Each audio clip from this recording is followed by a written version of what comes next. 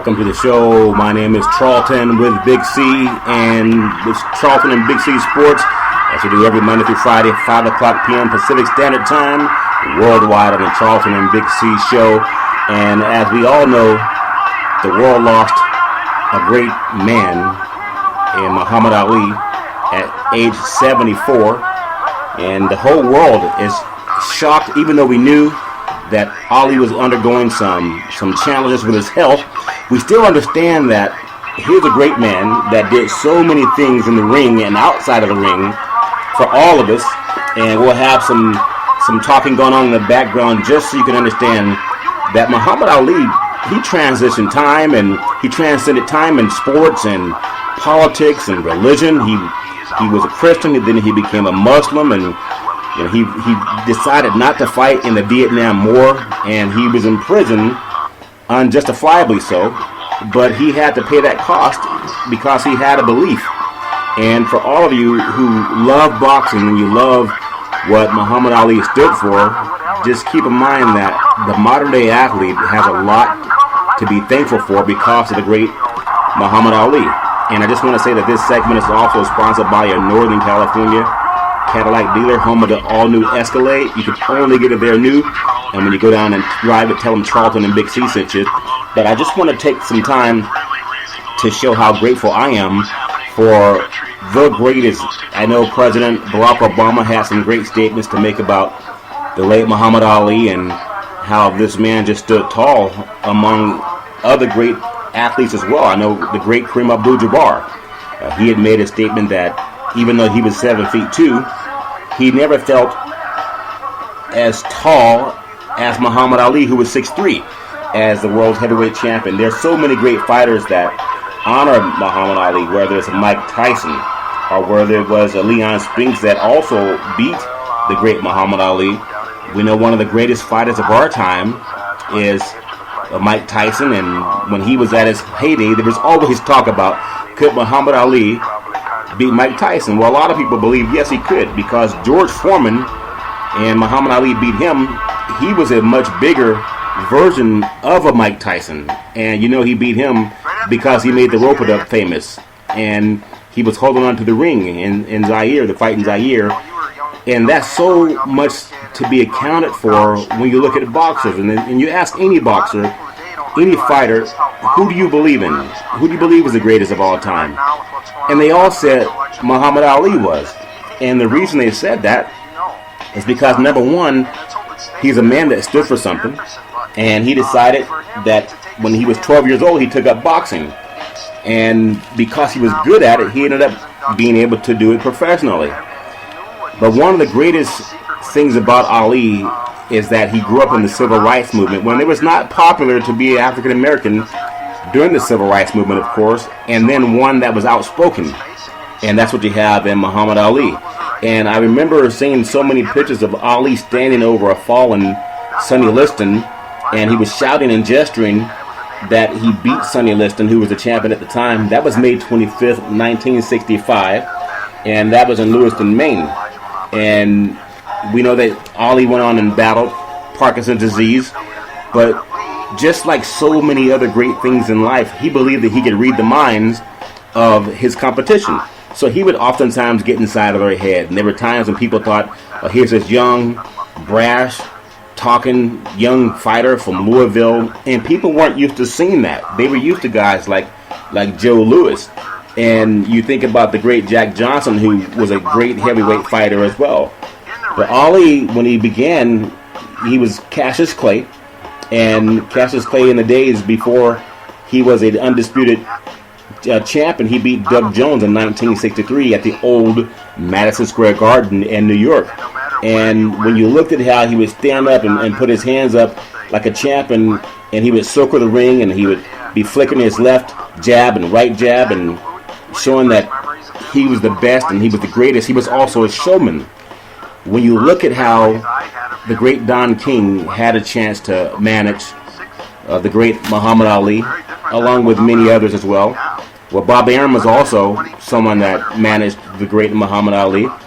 And what I love and come away with is that Muhammad Ali, as a young black boy growing up in California and Jim Crow, there were not a lot of symbols of people who spoke out a lot. Now, I know we had the great Dr. Martin Luther King Jr., and he was also a social activist. We had John Lewis, we had Jesse Jackson. There's so many people who marched and tried to bring about equality, but none of them could get in the ring.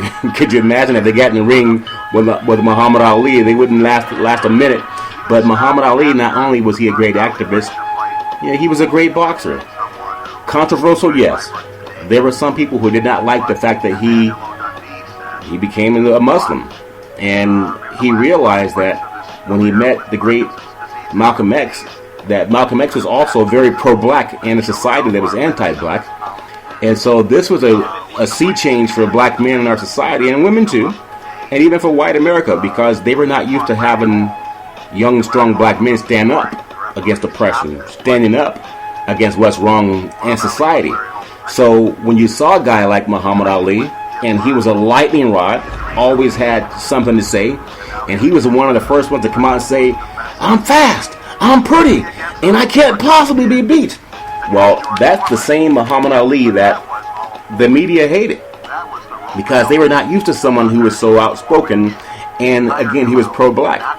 Well, there were so many times when people wanted him to keep his head down and yes sir, no sir, that type of mentality, but it wasn't him.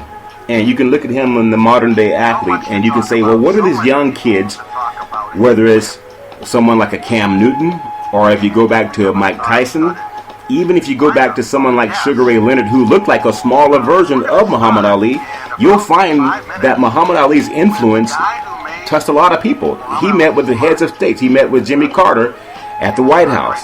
And this is a man who stood up for what was right.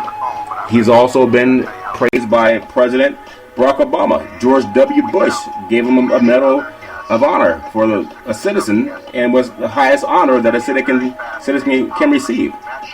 So what is it about Ali that made his loss kind of a celebratory moment? He dealt with Parkinson's, but he didn't do it hiding. He did it out in public. There are so many actors in Hollywood. We like to blend acting with Hollywood and sports. And Muhammad Ali is someone that played in movies. He was seen in pictures with Lou Alcindor, later the great Kareem Abdul-Jabbar. He was seen in movies with the great Jim Brown. There was also James Brown, the great musician. He had a song, "I'm Black and I'm Proud." Say it loud! I'm black and I'm proud. Well, nowadays, when you listen to some of the music and the entertainers, there's a lot more profanity in the songs, but that braggadocious nature that was there with Ali is still there. But Ali did it with a class, and he did it with a flavor that will live on throughout eternity. Now, that's important, because imagine if Muhammad Ali lived in today's era, where he would make a $200 million contract for wearing shoes, or he would make a $500,000 contract just for wearing a certain hat. Or we have the great LeBron James, who's, I believe, getting nearly $1 billion through Nike over time for wearing their shoes. Well, it's not fair to say this, but they don't compare to Muhammad Ali and how great Muhammad Ali was outside of the ring. If you go back to look at some of the great things that Muhammad Ali did, when Sonny Liston he beat Sonny Liston twice. But for all that Ali's flash, the new champion, you learn that he could be cruel when he tortured Floyd Patterson and taunted Ernie Terrell. Now, in 1967, when Ali was surrounded by black Muslim bodyguards in black suits and bow ties, that's a very classy look, but obviously the United States had a problem with the Muslim black men at that time.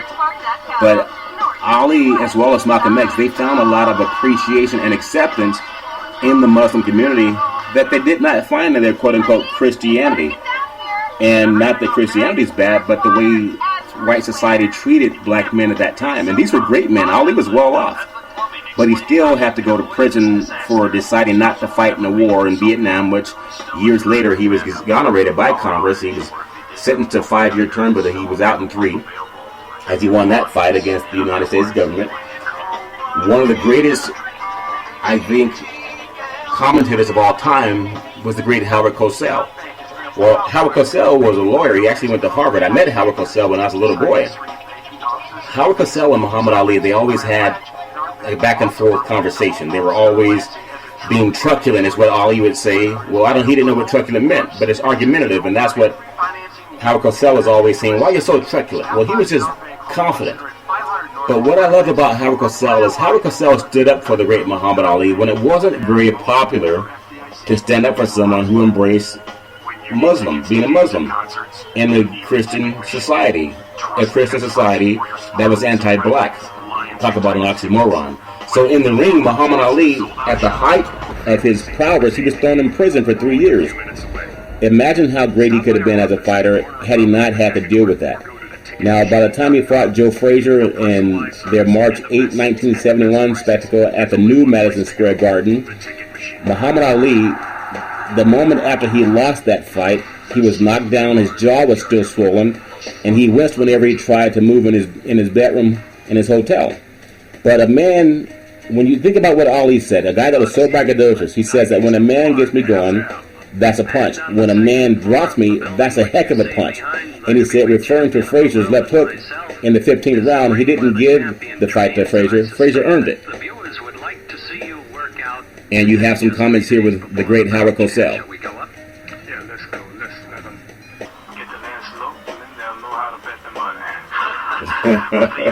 Howard Cosell talking to the great Muhammad Ali. Now, as you know, Ali was also in movies.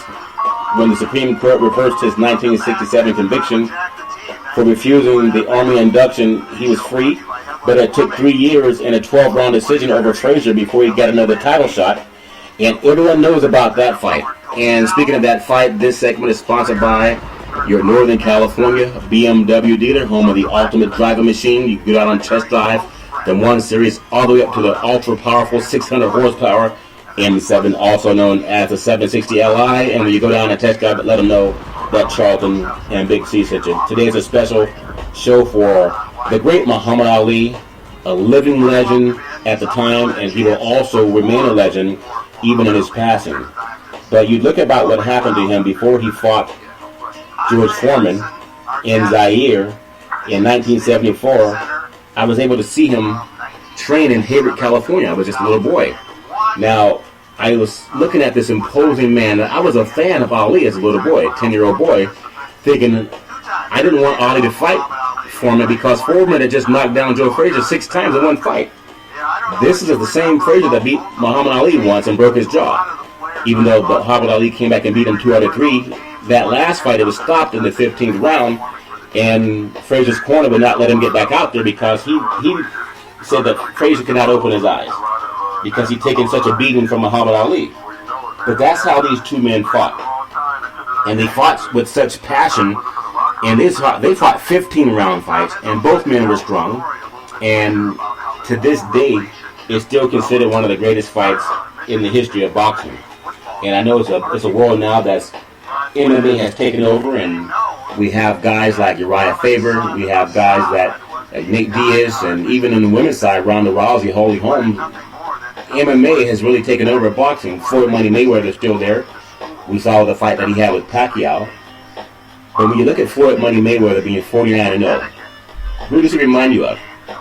Is there anyone outside of Muhammad Ali that Floyd Money Mayweather reminds you of? And Muhammad Ali was the same fighter in the ring that Floyd Money Mayweather is today, but Muhammad Ali was an activist. He was not someone that went out and bragged about having a $1 million necklace around his neck. He's the kind of person that would give $1 million to society. So he's a little bit different, actually a lot different, than some of the fighters of today. And there's nothing wrong with Money Mayweather being so flashy. He's a guy with the Bugatti cars and the Bentleys and everything, and he should have that because he's earned it. But Ali was more of the compassionate person that wanted to make sure that other people had food to eat. And that's the difference between Ali and so many other great fighters of today. Another thing that's important about Ali, when he fought in Zaire against George Foreman, there were 60,000 worshipers in a soccer stadium chanting, Ali, Boombaye, Ali, Boombaye. And if you recall that moment, going into the ring, no one thought that Ali was going to win. No one gave him a chance, not even Don King.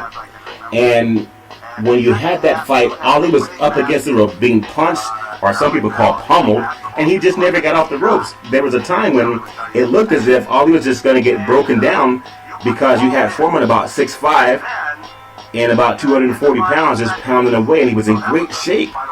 But Ali, to his great conditioning, he kept saying, "George, is that all you got? George, come on, George, give me, is that your best shot, George?" And in the meantime, while George was hearing that, it seemed like, oh, he's just talking. But Ali kept fighting, and Ali kept holding on. But his strategy was not to go toe-to-toe with George Foreman. His strategy was to get up against the ropes and let George punch himself out. Now, in the 8th round, Ali, who had covered up his back against the ropes while Foreman punched himself out, he threw a wicked right hand that spun George Foreman to the canvas. It was a KO in the 8th round. Now, when you think about that fight, if you saw that fight, this is a fight where Muhammad Ali is known as a dancer. He's a dancer. He can float like a butterfly and sting like a bee. But to the surprise of Foreman and many other analysts, is that Ali did not dance. And you heard him say later outside the villa at the Congo Riviera, for weeks he kept hollering, "Be ready to dance," but he didn't dance. And that was a surprise to Foreman. See, Ali was not just a physical presence, he beat him with his mind. And because he was so braggadocious, people thought, oh, he's just a loudmouth talker. And a lot of people called him the N-word. But he was someone who understood that if you put something in your mind long enough, it could come true. And if you repeat it enough, and especially have his opponents repeat it enough, it could come true. And Ali actually made that happen. So as a champion for the second time, Ali was suddenly more popular than ever. Remember, this is a guy that was in prison unjustifiably by the United States government because he said he wasn't going to go to Vietnam and fight because no Viet Cong had ever called him the N-word. But he gets called it all the time at home in a Christian nation. Okay, he was in prison at the time when most men were drafted between 18 and 20. I believe he was about 22 when he went to prison. So it was out of his draft order. Now, this might be controversial to say, but you have George Bush, you have Bill Clinton, and you have Republican nominee Donald Trump. They chose not to fight in Vietnam. They were all about the same age that Muhammad Ali was. One went to jail, the others didn't. It's partly because of race and religion and plain old politics. But that did not make Ali bitter. Now, when you think about what happened when he came back and beat the great George Foreman, Muhammad Ali, he became an American hero, but he was hated when he was serving time because the media turned against him because he became a Muslim. Okay, now think about this. 3 months after the Ali call, the Thriller in Manila, he survived a brutal third fight with Frazier. When Frazier's trainer, Eddie Futch, would not let him answer the bell for the 15th round. And he explained that Frazier's left eye was closed and he could not see Ali's right hand coming. Now, minutes later, Frazier was in the interview area and he was talking about what happened, and later he was out dancing at the post-party fight. Now, think about this. Ali won that fight, but Ali needed nearly an hour to face the news media, and when asked what the fight had been like, he said, you heard him say it was next to death. Because at that post-fight party, he sat stiffly and silently, and most people understand that Ali thought that he could not go on, but he got lucky because Frazier's corner stopped it. That's what Ali was. That's why he was such a great fighter. He kept fighting even though he may have lost. Now, I'm not a doctor, but when you think about Parkinson's and how he had to deal with that, he dealt with that also as a champion. And many people thought that maybe, just maybe, and we know people who never even fought have had to deal with Parkinson's. But if he hadn't had that fight, and had he had not fight later in life so many more times with Larry Holmes, that maybe he would have not have had such a difficult time medically. And as I get into some of the fighters that Ali fought, I want to say this final segment is sponsored by your Northern California Ford dealer, home of the all-new F-150. They build at Fort Tough. And when you go down and test drive it, tell them that Charlton and Big C sent you. Also by United Labor, guaranteed $100,000 life insurance, no medical questions. And ask Charlton and Big C, and tweet out to me and follow me also on Facebook at Charlton and Big C Sports. And then we'll get back to you as well. Now, when I get into some of the fighters that Ali fought, and there were so many of them, when you think about it, it wasn't so much that Ali had too many fights. It's after Manila that maybe it was that he had too many head wounds and too many hard rounds with the great fighters like Jimmy Young and the great Ken Norton, who, you know, his son played football in the NFL for the Cowboys and 49ers. He fought Ernie Shavers, which is a great fight. He fought Leon Spinks. Now, he lost the title and then gained it for the third time. And then we all know that the fight with Larry Holmes, when Larry Holmes is also telling the officials stop the fight. But Ali wouldn't fall down. And ironically, Ali was saying, "Is that all you got, Larry? Come on. You can punch harder than that." And Larry Holmes, because he loved Ali, he didn't want to hurt Ali, but he was saying, "Stop the fight, stop the fight." A lot of people said that Ali was suffering from some trauma at that time that today we call CTE, and maybe some stages of Alzheimer's setting in, but medicine is more advanced today. So perhaps with the way boxing is regulated today, there would not be the same kind of punishing trauma that Ali had to go through. Because after Larry Holmes, there was the Trevor Berbick fight.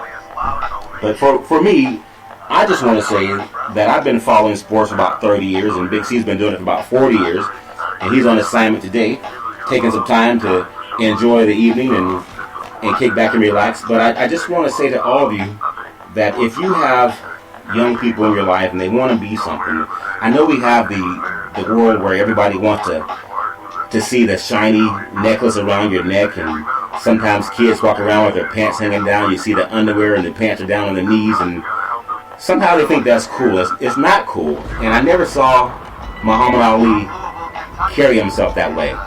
A young kid in Louisville, Kentucky, went on to fight, became great. And I remember seeing him on a Barbara Walters interview, and she was asking him, "Ali, what would you have been if you were not a boxer?" And Ali said he would probably just be a guy with a job at a warehouse, or a truck driver, or a bus driver, or whatever it was. But here's a man who believed so much in himself, he actually manifested his reality. He kept saying, "I'm pretty, I'm the greatest, I'm a bad man." And as we're playing some of his conversations in the background, everyone who's trying to do something with their lives, and you want to be great like the great Muhammad Ali, keep in mind how Muhammad Ali, not only was he great in talk, he was great as someone who wanted to go out and help young people. He didn't walk around with an entourage. He walked around as a common person. He didn't have a lot of bodyguards at the time until he became a Muslim, and oftentimes that was for his own protection because he received so many threats. And you know how he mixed Hollywood with the entertainment industry and sports. I think about the great Will Smith, how he played the role of Ali in the movie Ali, and he did a great job at it. Will Smith, one of the most iconic actors out there, and it was tough because how could you play a living legend? But I thought Will Smith pulled it off, did a great job, and you know his trainer in there was played by Jamie Foxx, who's also an excellent actor and singer. But when I look at the great Muhammad Ali, and I look at myself as an African American, you know, working with Big C to start Charlton and Big C Sports, there are two angles you can take. And I look at some of the great commentators in the world that I've admired over the years, looking up to them. And as I got my start in boxing, actually in broadcast, it was with John Madden and Pat Summerall, their crew, Mike Roig and Fran Morrison out of Los Angeles. It was in San Francisco at a 49ers and Chargers football game. And from there, I went on to do some basketball. There were guys like Dan Bawamali out of the Bay Area, and Bob Fitzgerald, and you know Joe Fonzie did some work with him. A lot of guys on the national level. Lewis Johnson, great. Tom Hammond, been around some of those broadcasters, just watching how they could call the game. Greg Papa, who calls football for the Raiders. Joe Starkey, who called football for Cal, Berkeley football, and also the 49ers at that time. I learned a lot just listening to those great guys, and whether it was Gus Johnson doing some work with CBS Sports as a talent stat, and being a part of that production truck, you know, Al Michaels with ABC Sports, just seeing how great they were. Boomer Esiason and Lynn Swan, the great Lynn Swan, and now the athletic director at the University of Southern California. There's so much of an opportunity now for people of color. When you watch Mike Tirico on TV as a commentator, whether he does golf or whether he does football, I think about so many other guys who are on the NFL Network, like a Willie McGinnis or Terrell Davis, and I met them at the Super Bowl in San Francisco, and Lindsey Rhodes. And as a woman and African American men, there are a lot of doors that are open. I like to think that people like the great Muhammad Ali made that possible. So even though he said, "I'm the greatest," people attribute that to boxing. But also, he was the greatest because he opened doors for so many people, men and women. I remember the great Nancy Lieberman. She's a female basketball coach, assistant coach for the Sacramento Kings. And growing up, she talked about how she met Muhammad Ali and she played basketball. And there's a time in New York City playgrounds, where he told her, as a young Jewish girl playing in a lot of inner city kids, that she may face her own discrimination. She asked his opinion on how to deal with it. He didn't say quit. He said, stand up for yourself. You got to be strong. Believe in yourself. And if you believe in yourself, you have an opportunity to do something great. Now she's gone on to help coach with the Sacramento Kings.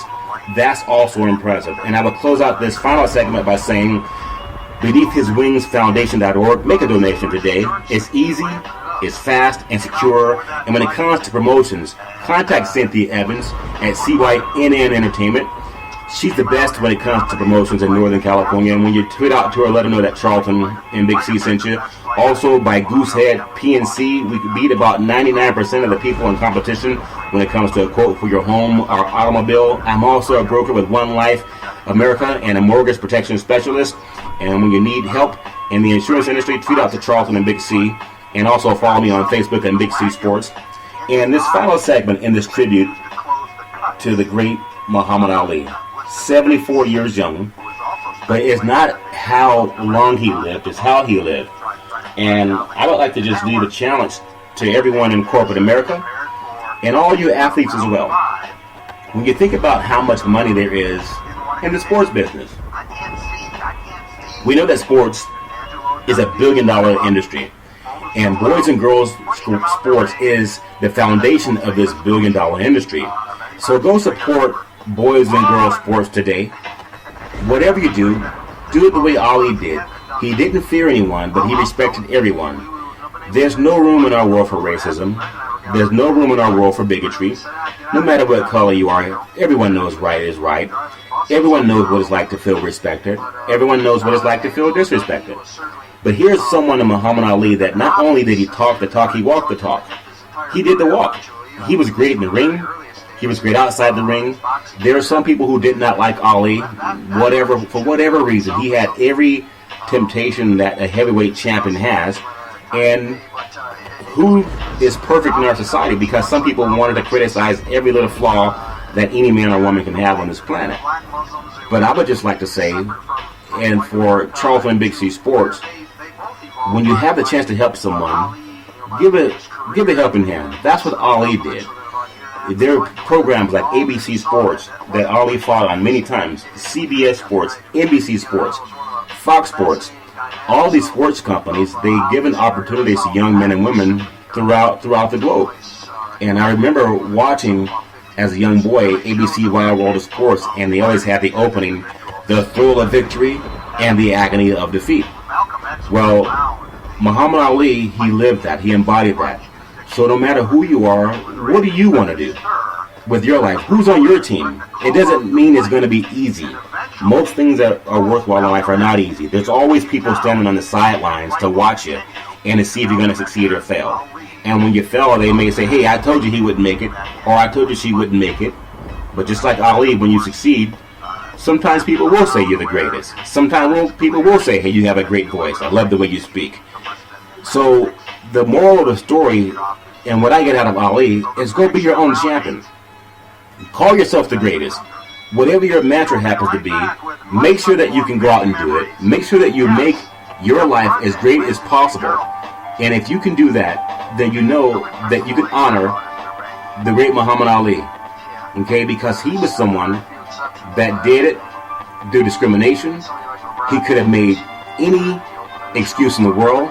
You have some great happenings with the world of sports right now, and I'm so grateful to have this sports program every Monday through Friday at 5 o'clock p.m. Pacific Time, worldwide on Charlton and Big C Sports. I want to thank all of our listeners in Latin America, so bienvenidos to you. Also, people who tweet out from London, England, from Berlin, Germany, from the great country of Canada, and of course, the great United States of America. And as we say thank you to the great Muhammad Ali for everything that you've done for humanity and for the sports business and for civil rights, I just thank you for being a lightning rod, someone who was a voice for the people who were challenged, whether it's men or women, whether you're a Jew or Gentile, black or white, Asian, Hispanic, Native American. You know, Donald Trump talks about building a wall. Don't build a wall. You know, build people up. Don't tear people down. And that's what Muhammad Ali was.